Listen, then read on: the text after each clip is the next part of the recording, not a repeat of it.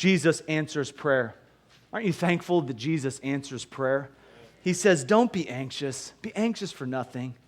But in everything, by prayer and supplication with thanksgiving, let your requests be made known unto God. The word prayer is a conversation of worship. It's our attention and devotion to God.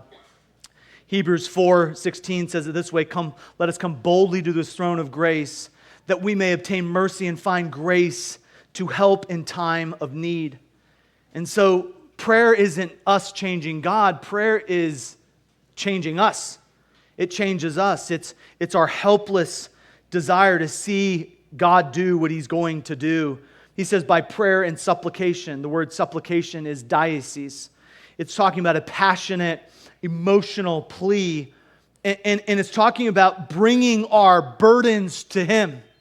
Bringing our emotions to Him. Those feelings are real, but sometimes they lie to you.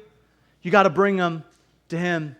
Corrie ten Boom, who was beaten and abused and tortured in a prison camp in Nazi Germany, said this, any concern too small to be turned into a prayer is too small to be turned into a burden.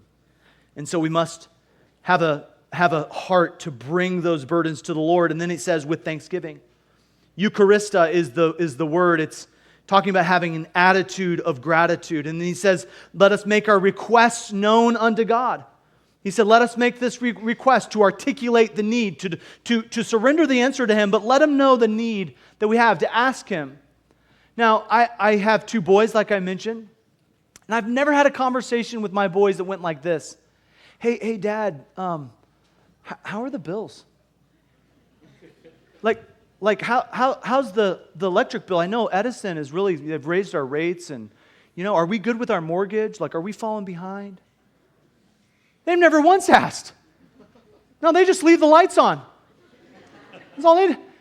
No, they've never asked, hey, Dad, I mean, we good with the car? We're not going to get repoed? Like, we're set? Or we're good financially? Are we in debt? Never asked that one time. They do ask all the time, hey, where are the protein shakes? I think we're out of protein shakes, right? So why? Why don't they ask about those things? Because they're not the Father. Now, some of you know where I'm going with this. I want you to know, God sent me to tell you today, He wants His job back. He's the Father. You're His child. He wants to provide for you. He wants to control what you can't control. And so I'm just here to say, you have a loving Heavenly Father who wants to hear from you, who wants to provide for you. Stop trying to control what you can't control and let God be God. God is the one who can take your cares. That's why 1 Peter 5:7 says, casting all your cares upon Him, for He careth for you. Turn every care into a prayer. One pastor said, if it's on your mind, it's on God's heart. Stop letting anxiety control you and let prayer transform your worry into peace.